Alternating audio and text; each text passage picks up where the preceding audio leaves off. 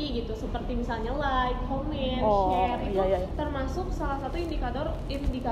Terus kenapa sih Kak harus Gen Z? Era internet dan mereka juga tumbuh dengan media sosial gitu. Jadi sebagai mungkin kalian juga tahu kali ya, kayak misalnya tren tuh bisa cepet banget kayak iya.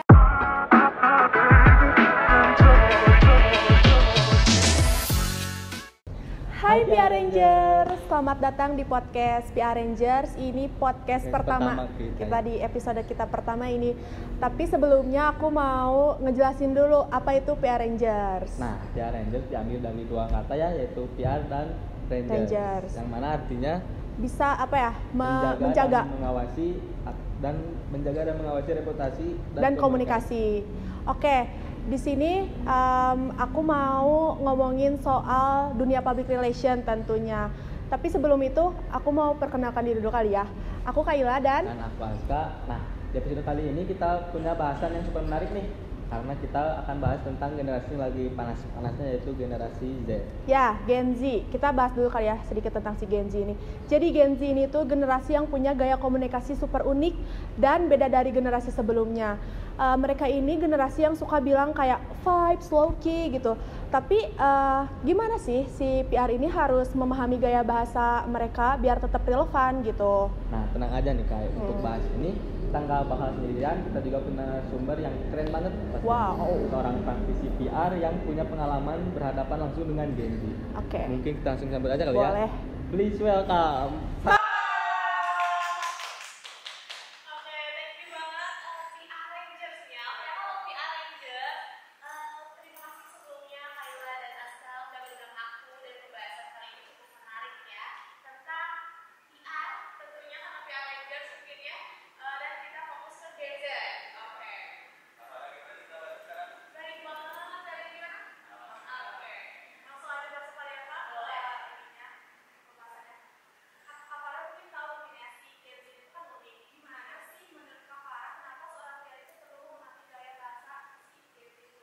Oke, jadi Gen Z ini merupakan generasi digital native gitu ya, generasi muda, di mana mereka itu lahir di era internet dan mereka juga tumbuh dengan media sosial gitu. Jadi sebagai seorang PR kita harus memahami kayak bahasa Gen Z, di mana mereka banyak bahasa baru gitu ya, tadi seperti yang Kayla sudah bilang gitu. Jadi makanya PR itu benar-benar harus gimana menyampaikan pesan relate dengan Gen Z kayak gitu. Terus kenapa sih Kak harus Gen Z? Kenapa harus Gen Z? Karena di era digital, di era saat ini gitu, menurut sensus BPS itu yang mendominasi itu adalah Gen Z. Nah, dan Gen Z mungkin relate mungkin ya, udah mahasiswa, kerja gitu, dan mereka tuh aktif banget di media sosial gitu. Mereka ngerti banget teknologi. Dibanding generasi-generasi lain, mereka paling ngerti teknologi gitu ya. Jadi kita dan balik lagi tadi mendominasi Gen Z itu sendiri, makanya sebagai seorang PR juga harus benar-benar harus paham gitu apa sih gaya bahasa Gen Z, tren-tren yang ada gitu, benar-benar harus paham kayak gitu. Nah, Gen Z itu identiknya sama apa sih? Oke, kalau identiknya generasi Z itu identik sama singkat, visual dan menarik gitu. Kalau misalnya dari konten mungkin ya, singkat, visual, menarik gitu. Benar-benar harus visual yang menarik, tapi isinya juga singkat, jadi mudah gitu diterima sama Gen Z-nya sendiri. Seperti itu. Nah, tadi yang kata Kak Farah bilang Gen Z itu identik sama singkat, visual, menarik. Nah, kalau misal seorang PR gitu, waktu misal lagi bikin campaign tapi pakai bahasa yang formal, masih bisa diterima nggak sih sama Gen Z itu? Oke, sebenarnya bisa aja. Aku nggak bilang sama sekali nggak bisa gitu kalau misalnya formal. Saya bisa aja, cuman untuk fokusnya gitu ya, untuk generasi Z sendiri mending pakai bahasa yang santai, nanti masuk gitu. Biar kenapa santai, biar masuk sama generasi relate lah ya. Biar relate gitu sama generasinya sendiri. Dan juga tapi walaupun misalnya dari PR-nya juga penyampaiannya santai, tapi tetap profesional kayak gitu. Tadi kan kita udah ngebahas gitu ya Kak tentang si gaya bahasanya. Sekarang kita masuk ke topik gimana sih cara pengaplikasiannya gitu. Menurut Kak Farah, gimana sih PR bisa menerapkan pemahaman gaya bahasa Gen Z di pekerjaannya si Gen Z itu sehari-hari? Oke, dalam sehari-hari gitu. Betul. Oke, pertama dan terpenting sebagai seorang PR ini harus paham dengan platform-platform yang digunakan oleh Gen Z saat ini gitu, seperti TikTok, Instagram gitu, dan penggunaan campaign juga hashtag gitu kan. Pastinya Gen Z tuh sekarang di TikTok pasti ada aja hashtag yang lagi tren gitu, dipakai sama mereka gitu, seperti main character vibes kayak gitu-gitu mungkin ya. Jadi gimana cara brand itu masuk ke Gen Z sendiri dengan cara-cara tersebut gitu, campaign, terus hashtag, juga platform-platform yang lagi rame, apa sih yang lagi rame dipakai sama Gen Z itu gitu. Nah kan kita tadi udah bahas pengaplikasian gaya bahasa Gen Z ini kan. Kan dalam pengaplikasian itu pasti adalah tantangannya. Kita sebagai profesional juga. Nah, ada nggak sih tantangannya itu Pak? Oke, kalau tantangan pasti ada gitu ya. Terlebih misalnya kita seorang PR-nya itu tidak terlalu relate sama Gen Z gitu misalnya. Terus kalau misalnya kita beda seorang PR-nya itu beda generasi gitu sama Gen Z gitu. Itu kan lumayan tantangannya berat gitu. Terlebih Gen Z ini itu Gen Z ini itu kayak banyak bahasa baru, kayak tren aja benar-benar cepat berubah kayak gitu. Itu merupakan tantangan dari kita gitu. Jadi tantangannya yaitu kita harus benar-benar ngikutin tren terbaru kayak gitu dari platform-platform yang ada gitu. Benar-benar harus mengikuti tren, juga menjaga relevansi agar tidak kehilangan kredibilitas. Itu merupakan tantangan yang besar sih untuk seorang PR gitu, untuk menyesuaikan dengan Gen Z itu sendiri gitu. Jangan sampai kita istilahnya salah pemakaian gitu kan, karena Gen Z itu banyak istilah baru, bahasa baru gitu ya.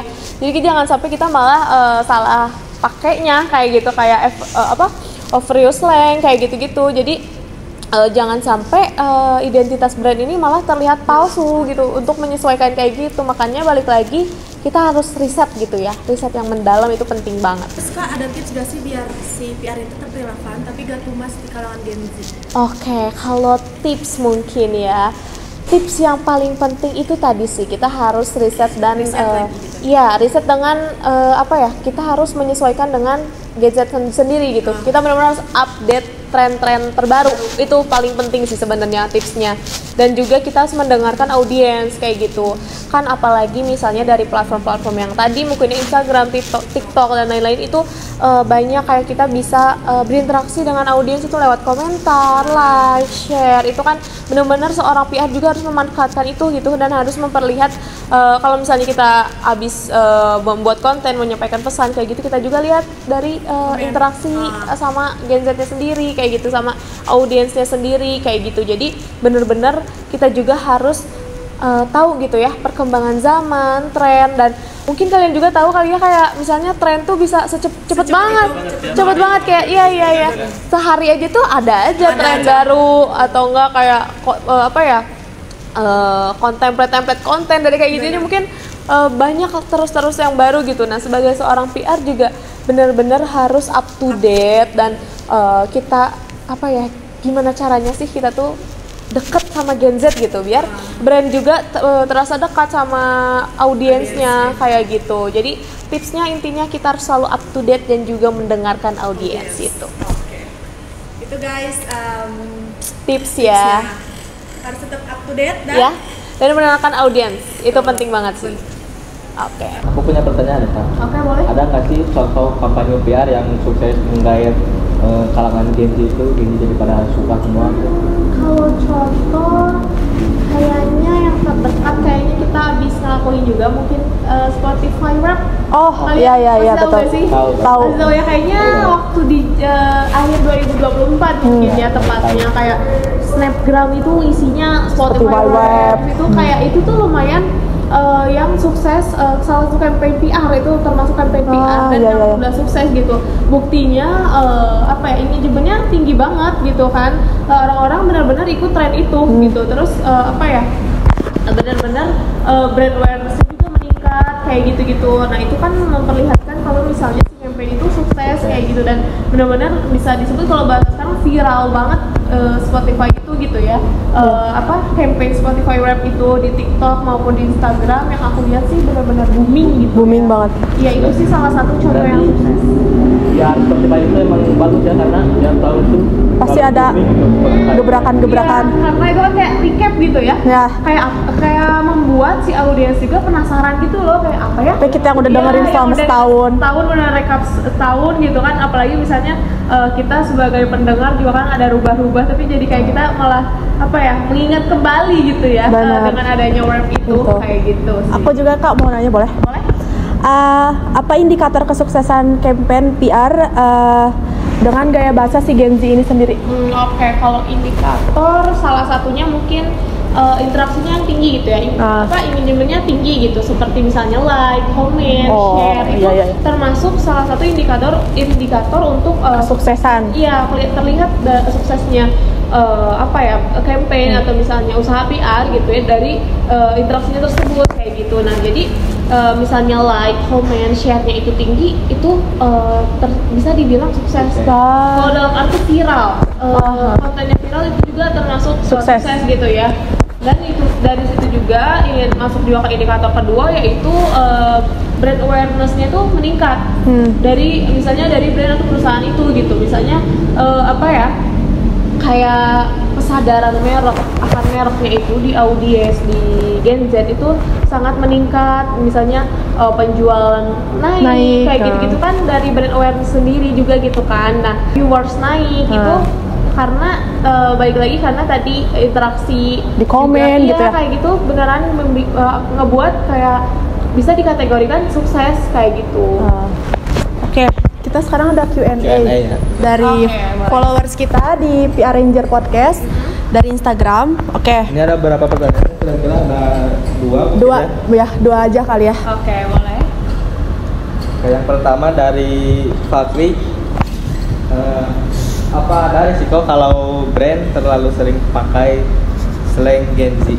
Oke, sebenarnya tadi kita selalu bahas kayak seorang PR ini harus ngikutin kayak bahasa Gen Z gitu. Cuman ada aja yang kayak kalau berlebihan juga ya nggak bagus juga. Too much gitu. Iya, kayak too much, karena takutnya malah dari PR sendiri itu salah penggunaan kayak gitu-gitu. Itu benar-benar harus diminimalisir juga gitu. Misalnya overuse-nya malah nggak nyampe gitulah di kalangan Gen Z-nya sendiri kayak gitu. Jadi tetap ada sih yang kayak gitu, dan kita harus memperhatikan itu juga gitu. Jangan sampai berlebihan, jangan sampai brand itu terlihat palsu, brand itu terlihat tidak tulus, jangan sampai kayak gitu gitu. Karena cuma mikirin yang penting bahasanya Gen Z deh kayak gitu, jangan. Padahal nggak boleh, jangan ya. Padahal pesannya nggak nyampe malah terlihat malah cringe gitu.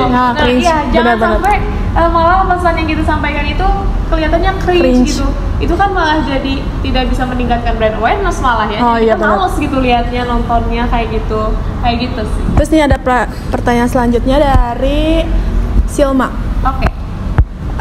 Platform apa yang harus diutamakan untuk menjangkau si Gen Z itu sendiri? Oke, kita bahas platform ya. Yes. Ini penting banget. Platform untuk zaman sekarang sih dari yang aku lihat dan aku juga menggunakan platform tersebut sih TikTok ya. Karena kan TikTok itu benar-benar interaksi, terus trennya itu berubahnya kayak gitu benar-benar cepat banget. Terus dan rata-rata orang menggunakan ya, bahkan sebenarnya bukan Gen Z aja gitu, milenial juga emang TikTok itu pakai gitu, terutama apalagi Gen Z gitu. Dan Gen Z itu kan tahu banget tren, tahu banget platform kayak gitu-gitu, dan itu paling penting juga sih sebenarnya di saat ini gitu ya. Karena di TikTok ini kita bisa slide foto, bisa video pendek, video panjang, bahkan video panjang juga udah 10 menit ya. bisa. 10 menit ya sekarang. Nah, kayak misalnya kita mau menyampaikan dalam bentuk apa aja itu sebenarnya bisa gitu di TikTok. Cuman balik lagi tidak hanya TikTok, juga Instagram masih sangat tinggi gitu untuk pemakaiannya, dan masih sangat efektif sebenarnya gitu. Kalau Instagram kan lebih ke post foto, misalnya campaign kayak gitu masih bisa masuk. Tapi kalau misalnya yang benar-benar konten banget, yang kayak zaman sekarang banget, kayak template kayak gitu kan lebih masuk di TikTok. Jadi sebenarnya kalau saran dari aku sih sebenarnya lebih ke fokus, bisa brand-brand itu fokus juga di TikTok dan Instagram kayak gitu sih. Karena kita juga bisa sambil mirroring kan konten sama TikTok dan Instagram bisa sama. Nah iya bisa mirroring, bener banget, itu penting juga. Kita bisa lihat engagementnya dari Instagram dan TikTok gitu. Emang tapi kan balik lagi menyesuaikan brand sih sebenarnya ya. Iya. Emang apa ya, halayak mereka, audiens mereka itu lebih di Instagram atau TikTok itu kita bisa lihat dari riset-risetnya, balik lagi kayak gitu. Tapi untuk aplikasi sih sebenarnya platform dua itu sangat TikTok optimal. dan Instagram ya. Menurut aku masih sangat optimal. Yang digandung Gen Z banget lah ya. Banget ya. Gen Z banget lah gitu. Oke, pembahasan kita kali ini benar-benar seru banget guys. Apalagi kamu dapat insight banget gak sih? Aku juga dapat banget insight-nya. Apalagi untuk teman-teman mungkin di rumah yang mendengarkan dapat insight banget. Terima kasih banget untuk Kak Farah ya untuk bisa datang ke sini ngasih pengalaman dan tipsnya mungkin tadi. Aku yang terima kasih banget udah diundang di PR Rangers ini kepada Aska dan Kayla juga gitu ya. Karena kan PR Rangers ini tentang public relation gitu ya. Semoga relate juga dan banyak insight ke teman-teman di rumah kayak gitu ya. Aku yang terima kasih udah diundang juga. Sukses terus buat PR Rangers. Amin. Terima kasih Kak. Makin sukses gitu ya. Oke, thank you. Kalau sobat PR Rangers, ini bisa jadi remindernya buat kita semua. Kita harus tetap up to date dengan tren terkini Gen Z khususnya, karena pembahasan kita tadi dengan Gen Z, bagaimana cara berpikir Gen Z dan bagaimana mereka berkomunikasi. Oke, cukup sampai di sini aja mungkin ya untuk episode kali ini. Jangan lupa follow kita di Instagram @PRRangerPodcast dan komen jangan lupa untuk next episode kita ngebahas tentang apa lagi, oke? See you on the next video. PR Rangers, stay kreatif, stay relevan.